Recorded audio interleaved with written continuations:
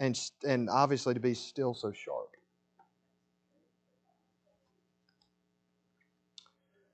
All right, we'll give a few.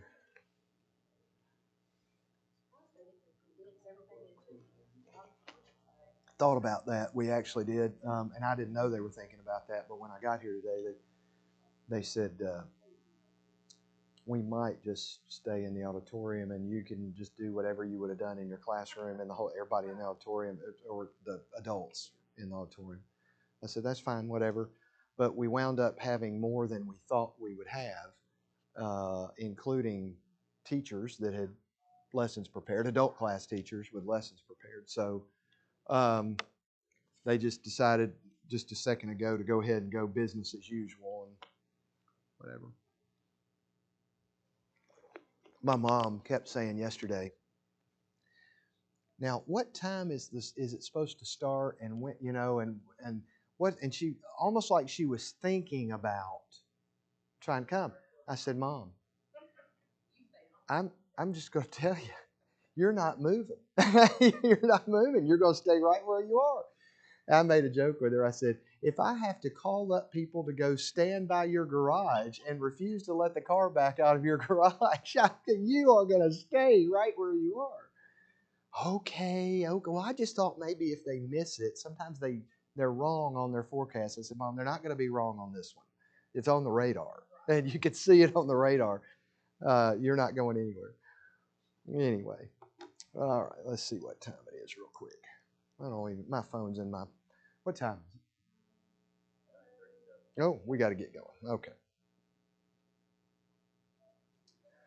All righty. Well, we're going to be obviously in Ecclesiastes. We're going to be in chapter 5.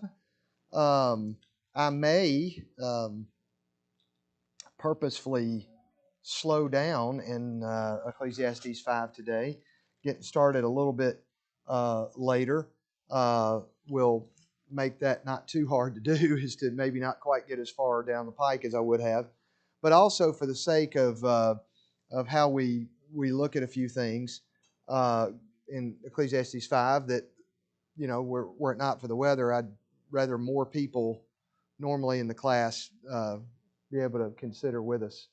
So if I slow down, maybe at least half of that we can reconsider or consider next week instead.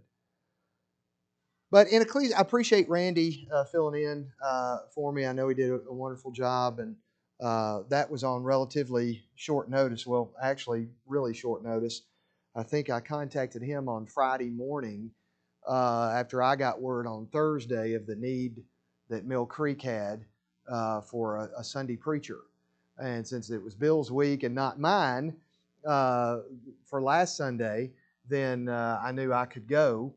So it was a matter of finding them somebody or me going because I could. And I thought, well, I'll see which one I can get done quicker. So I put a couple of feelers out, and Randy responded pretty quick. But their minister Nick was out with COVID, but he's back, and I'm glad. But I appreciate Randy's good job. So in Ecclesiastes 5, I like this chapter, as some chapters in Ecclesiastes are a little more obviously stated, certain passages a little more obviously stated and more easily discussed than some passages of Ecclesiastes. And I think chapter 5 is one of those, and I'm happy for that part. I want to run through just a quick summary regarding chapter 5. I want to have you look at this just in terms of sort of an outline of the chapter, okay? The first thing out of the first 3 verses is the call for the worship of God reverently. Now, when we say worship here, we're worshiping, we're talking worship in just the circumspect walk, my daily walk, but also my worship as we come together and as I offer, or they would have been offering those sacrifices to God. Worship to God. So the importance of reverence is especially highlighted in the first 3 words. We'll get back to that in just a second. I want you to notice in verses 4 through 7 the importance of keeping vows before God as a means of respect and reverence. The not being hasty in vows, as if to say, well, I'm going to tell you I'd like to do this or I'd like to be that, and if I get there, okay, and if I don't, okay, God is gracious and merciful. Well, what he also knows is what was my mentality in going into those vows. It's not that he's not gracious and merciful, but was my mentality going in already considering my out? You see the difference? Uh, Sometimes we talk about the abuse of grace. I don't mean it that harshly, but the idea being that vows before God are serious things.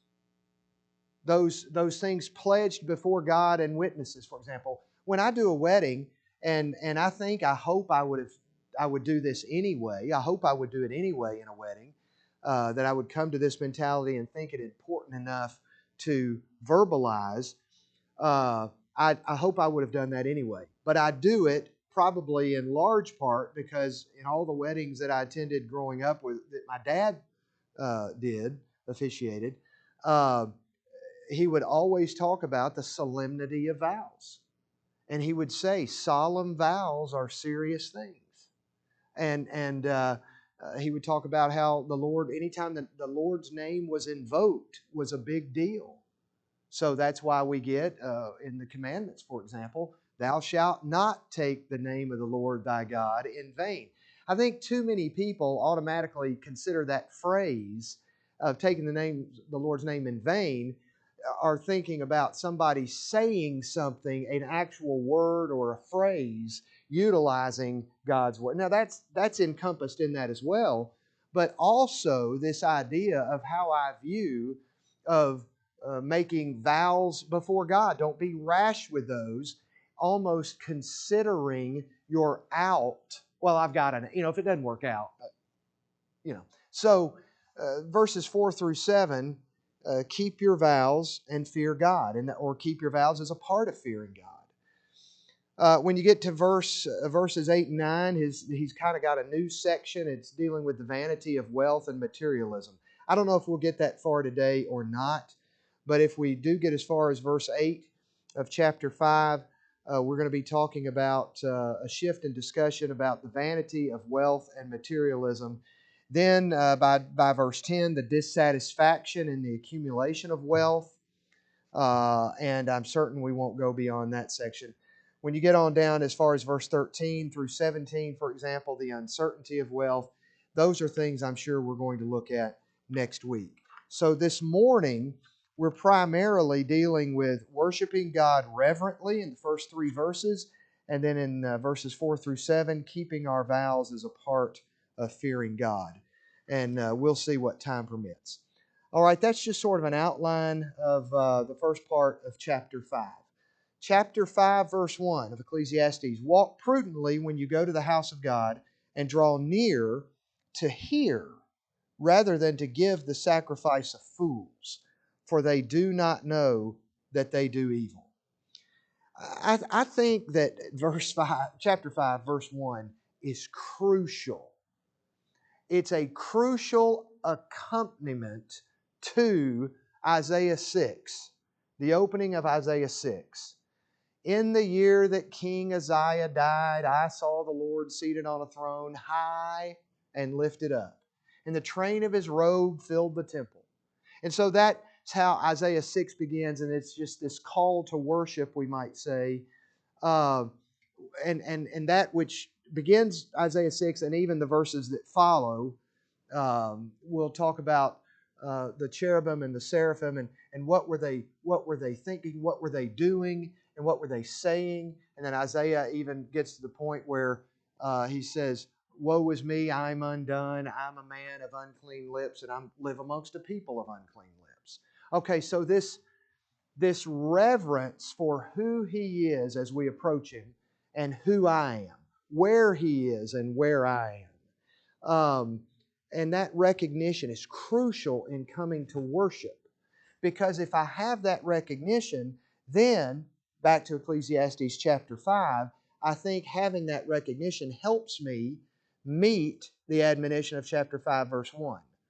draw near to hear rather than to give the sacrifice of fools. When I realize and keep in mind and have that awe and that reverence of who He is and where He is versus who He is, who I am and where I am and what I am, all too often, when I get that, then I'm more likely to draw near to hear rather than to give the sacrifice of fools, that is. Now, we could say, what is the sacrifice of a fool? What's a foolish-looking sacrifice? Time really doesn't permit us to, but I think we could probably think of some things. And I'll summarize it this way, for me, that I think when we consider chapter 5, verse 1, draw near to hear rather than to offer the sacrifice of fools, there is that approach of reverence that is not rash, is not barely taken, where forethought is hardly or barely taken, even on the drive over, perhaps, to worship, even on the drive over. You know, you can get into situations where I can remember hearing from some parents on the way that what they did, practice with their kids on the way to worship, was they would talk about what they were going to do on the drive over in the car. When the kids were little, there'd be a forced consideration on the way over in the car, so that they're not just doing, thinking, whatever, and then extending as far as they would get there early to not rush in at the last minute and it's coming in. There's been no forethought. In fact, no forethought. There's been a bunch of fussing in the car on the way over to worship, either with mom and dad or with the kids or everybody or whatever. So they're rushing out the door. They're fussing in the car. They're running in at the last second. They're getting down, but I was here, check. And I worshiped, kind of idea. Well, if you look at Isaiah 6 and the consideration and the painstaking consideration as he begins in chapter 5, verse 1, Ecclesiastes 5, verse 1, draw near to hear rather than to offer the sacrifice of fools. A foolish sacrifice might be one in quotes that's a checked box, rash, no deep consideration, no forethought. What am I really doing here, and what is it we're doing, and who is He, and what does that mean to? And so, I'll tell you, years ago, a lady approached me with a very silly, ridiculous complaint immediately following the morning lesson. Her complaint included pulling out a piece of paper out of her purse that she had utilized during the worship rather than an open Bible. And on that piece of paper were a bunch of tally marks. You know, the 1, 2, 3, 4, cross at 5, 1, 2, 3, that sort of thing. And she proceeded to show me the tally marks that she had made, each one representing how many times I had used the personal pronoun I in my sermon. That's what she took her time doing in worship. So I looked at her, looked back down at the tally marks, looked back at her, and I go, how about that? I mean, how do you answer that, right? I said, how about that? And she said, well, do you call that preaching? I said, well, I was trying to preach. And I said, can I ask you a question? She said, sure. I said, what was the lesson about? She got very upset. She got angry. You know why? I held up a mirror. She had no earthly idea. She couldn't tell me. I said, well, just generally, a general topic, anything. No idea. I just know how many times you use the pronoun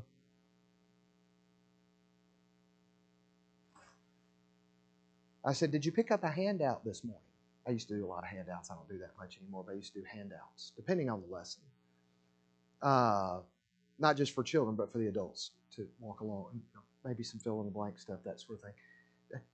I never pick one of those up. I said, well, that's okay. I've got mine in my Bible right here. I said, now, if you'll notice, now that morning, as if it mattered, by the way, that morning, we had a lesson on overcoming common objections when you talk to others about the gospel. In which, at one point in the middle of the sermon, I played both sides of the conversation to give an example. In which the pronoun I was used many times.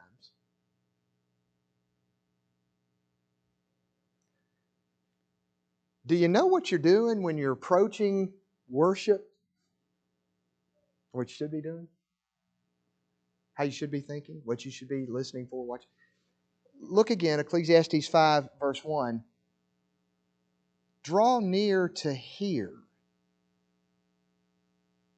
rather than to offer the sacrifice of fools, for they do not know that they do evil. Do not be rash with your mouth, and do not let your heart utter anything hastily before God. Now, stop. Just the first half of verse 2 should be, in one consideration, enough because it makes sense. Right?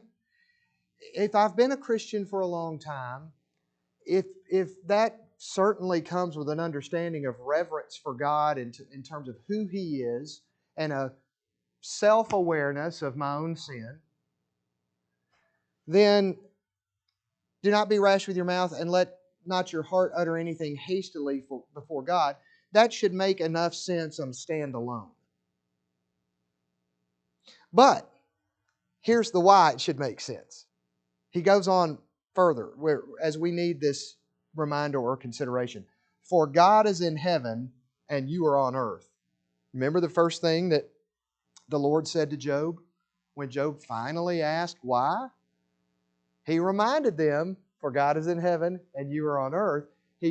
God said, where were you when I laid the foundations of the earth? And everything else that God says for quite a while in response to Job has to do with, basically, I'm obviously paraphrasing in a very small capsule right here. Job, you have no idea what I've been doing. You have no idea of my activity. You can't see, you just see the finished product. You don't understand the purpose. You don't know that everything that goes into... Now, I'm going to give you an illustration. Please understand, I am by no means equating these two things as being anything alike in terms of understanding. And I am the first person, Jana will tell you this, I bemoan too much of this being done. The last place we need to look for spiritual advice is Hollywood. Okay? So understand what I'm doing right here when I say, if you ever saw the movie Bruce Almighty, whoever wrote that did have a good concept about something that should have been put in, which was essentially, Job, you don't know what I've been doing. You know, the premise of the movie is, I tell you what, I'm going to give you a snapshot of what it's like to be me. And then you might not be so rash or hasty to question me, complain to me, whatever. That's kind of a snapshot there of that early on in that movie. And the Lord does this with Job, and I'm reminded of that when I look at Ecclesiastes chapter 5, verse 2, the close of verse 2, or the second half of verse 2. Why not be rash with your mouth? Why not let your heart utter anything hastily before God? Because of who He is, where He is, all that entails. and who I am and where I am and all that that unfortunately has entailed in my life, my sin. For a dream, I'm in verse 3 now, for a dream comes through much activity, and a fool's voice is known by his many words. I'm going to tell you what I couldn't help but think about in verse 3. In verse 3, I'm reminded of a time that I was in, I was a guest speaker in a congregation just in Middle Tennessee. And I was not having to teach, and I was in my 20s at the time. And I was, they were needing some guys to come in and give them a few weeks because of the very serious surgery the minister had had. And I said, yeah, I'll come down and speak. So when they called me, they said, now you won't have to teach a class. It's the last Sunday of the quarter, and Brother so-and-so has been teaching the auditorium class. And so he's just going to, we didn't want him to step out for 1 week and then have to go back and finish the next week. We're just going to let him finish the class that last week. And I said, sure, absolutely, that's what you ought to do. And so I was sitting in that class with Jana. At one point in the class, after about 20 minutes, not the first 20 minutes, but from minute 10 to minute 30 or whatever of the class, I pulled out a little piece of paper out of my Bible and I wrote a note to Jana, slipped it over, and it said, I wrote, I would hate for us to deal with what we can know. I would hate for us to take our time and deal with what we can, to take our time to deal with what we can know. Because they had gone for 17, 18, 20 minutes on something that is not known, is not revealed. The secret things belong to the Lord. And we got a passage right in front of us that we could just continually see what we can know and can understand. But somebody had a question which allowed a domino effect, and they spent nearly 20 minutes, probably 20 minutes. This person over here, well, I kind of think that da-da-da-da-da-da. Well, that reminds me, well, what about this? I kind of think that, and then boom, boom, boom, boom, boom. Understand now what I'm saying. All under something that is not revealed. You can't find. When I look at Ecclesiastes chapter 5, we're looking at in verse 3, for a dream comes through much activity, and a fool's voice is known by his many words, that we can become fools when we are not singularly focused as we approach God with reverence and approaching to hear and learn. I thought of that day back in my mid-20s when a half hour or almost a half hour of only a 40 or 45 minute time period to begin with was wasted on that which can't be known. Might be human nature to wonder or think about, but can't be known. So in the first few verses right here, he's saying, come to the house more to hear and to obey than to speak. Hear God's thoughts on the matter. Hannah?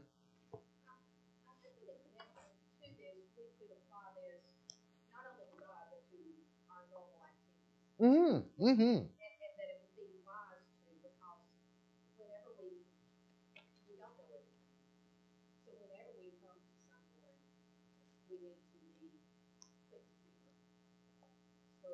Right.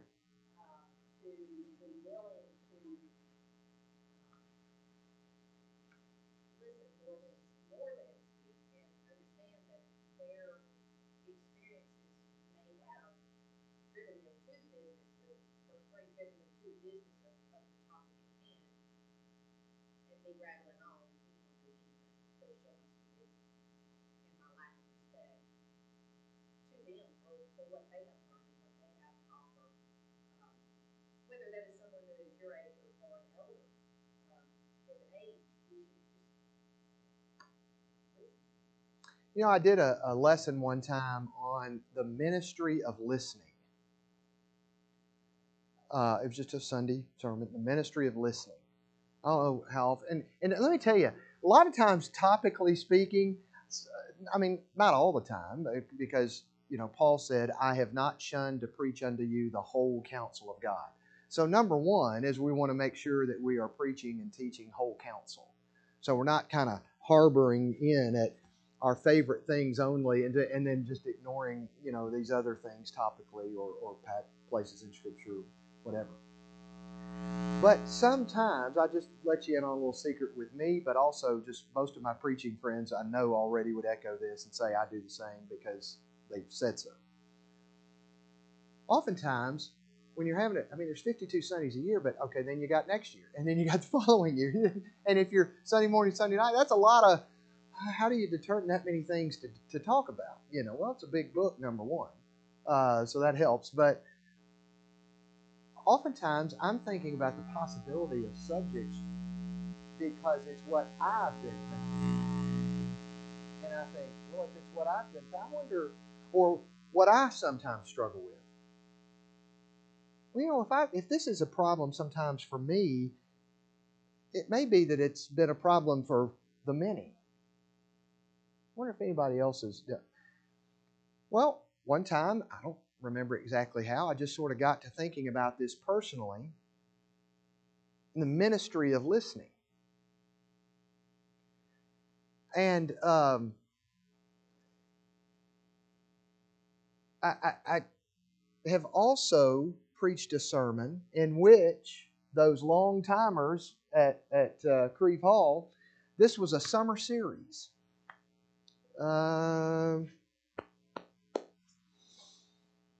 6 or 7 years ago, probably 7 years ago or so, here at Creve Hall on a Wednesday night, I spoke on sort of that subject, but differently. And my title of my lesson was Your Big Ears.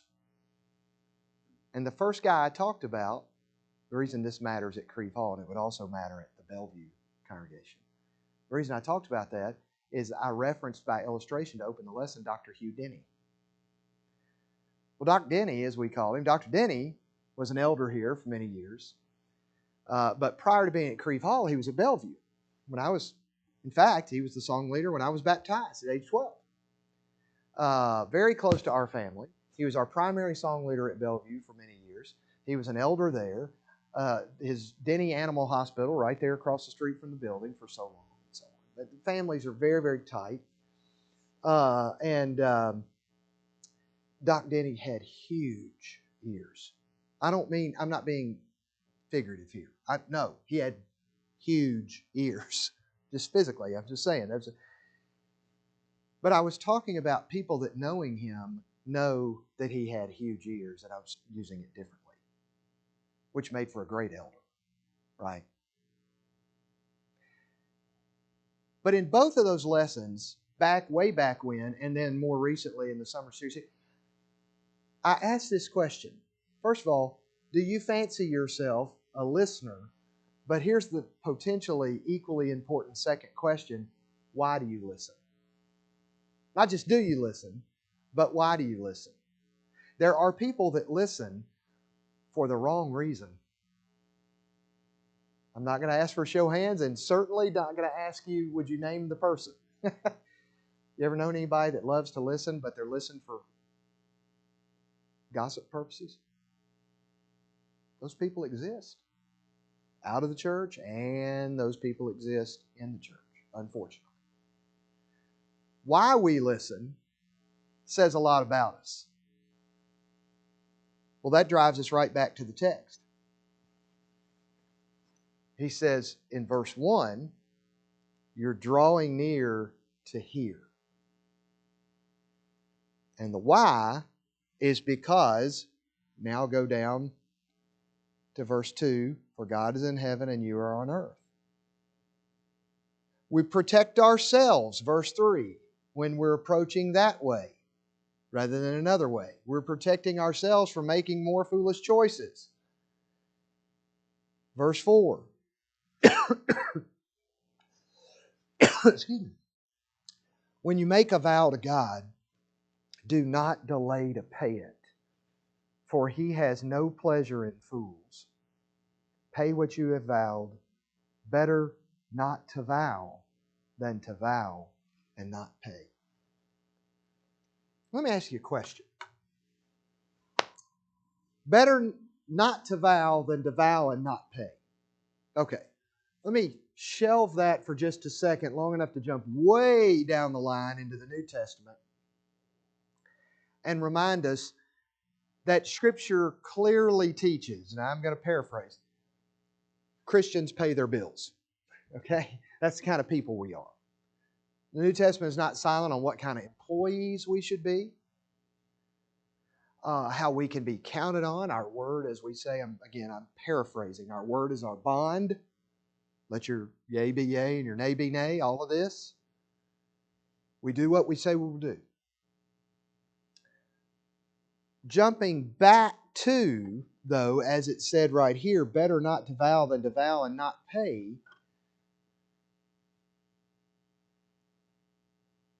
Why is that most important? Is it most important because let's say I borrowed some money from somebody. And I said, I will pay you back in whatever, X amount of time. And for whatever reason, I don't do that. And I keep not doing that. Could they use the money? Most likely. Most likely. And so there is something I'm doing maybe against them, yes. And I'm not suggesting that's not important. Of course that's important. But is there a bigger issue? What's the first reason it's better not to vow than to vow and not follow through? We violate our name, His name. For Christians, we violate His name. Everything is funneled through this idea of I'm a Christian. And fair or unfair, because as we mentioned in the morning lesson, there are people that attack that are disingenuous. And there are people that are looking for reasons to reject our word, reject our message, reject their need. They're looking for reasons. So we don't want to be the one to give them another reason. Because we do bear that name and things are attached to that. And when that name is not behaving well, then it's, see? Okay, we give the devil a foothold.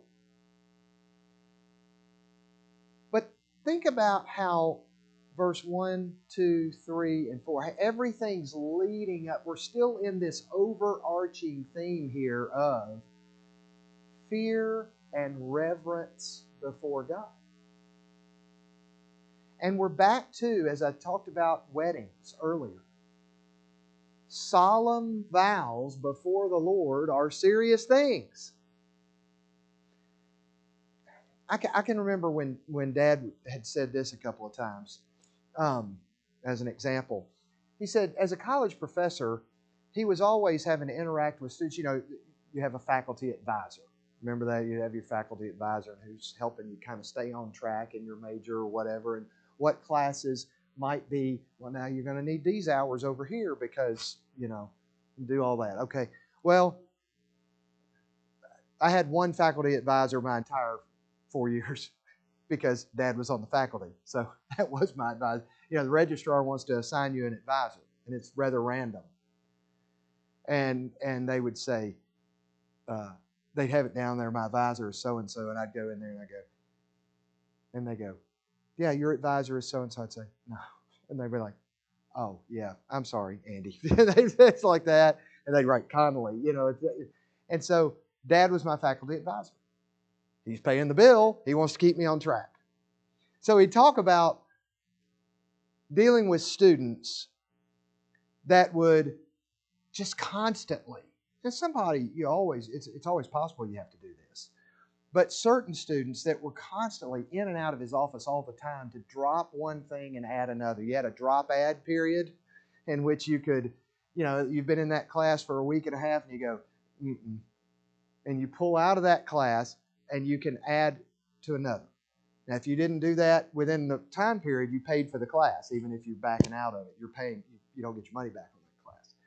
So you'd have to fill out a drop add slip, and your advisor would have to sign it, and then that would go to the academic dean, who would have to sign off on it. And Dad would talk about people who view marriage, but also other things with God, even. They just kind of view it like a drop add thing. I'm going to try this. And if it doesn't, I can always get the spiritual drop add slip. And marriage, a lot that way. He would caution young people. Marriage is not, you can't look at marriage that way. It's not I'll give it a go. And if this isn't for me, or this person isn't for, or whatever, I'll just pull out of that and get into another class. And it can't be viewed that way. Well, nothing with God, not just marriage, nothing with God should be viewed that way. Go back to verse 4 and verse 5. The respect, the reverence, the honor. Vows were always serious things, and they're not to be viewed through that lens of, well, I meant it when I said it, but things have changed. Don't we live in that world? Don't we live isn't that all around us and has been for a long time, probably will till the Lord returns? At least too much of it. Don't we live in a world we see all the time? That's not how I feel anymore. I meant it when I said it, but here's evidence of that. It's all around us. Have you all heard the phrase, which drives me nuts, because I know what it means, and most of us know what it means if we just take some brief time of consideration what they're really saying. Speak your truth. You heard that? That's nonsense. Ask somebody what that means. Ask the person that says it what they don't even know. Speak your truth. There is no such thing. But there is in our culture, in our society, in our time, and that sort of thing. You speak your truth. Part of the challenge with that statement and some of the others is that there are so few opportunities to understand what a vow is and to have that respect in place on an active basis. Because everything is drop add and not, I'm really sorry that you don't feel that this is the way that it is, but God said it. So, whatever you choose to do, you're going to have to live with those consequences, but that's non-negotiable. But because we have embraced, do what you feel like, on so many things, even down to, what was it, Burger King, have it your way? Oh, yeah. Even something that is... Ads play off of this. Yeah. Something that is so benign as a hamburger that there seem to be fewer opportunities to teach and to have in practice. You said what you said. You must honor what you have said you will do or not do. And there are consequences to that. Yeah. Whatever they may be. That's just the way it is. So we live in a society and world, and always have, that is so driven by selfishness. Consumerism has bled long since now, bled into religious and spiritual thought and practice. I'm a consumer. And when I'm tired of that brand, I go get another brand or that, yeah. It's sad that we're not giving opportunities to truly instill it. There's this flow in the first 5 verses here, a distinct, obvious flow of reverence for who we are before. And yeah, it's important that I honor the pledge I made to Walt about that $20 I borrowed.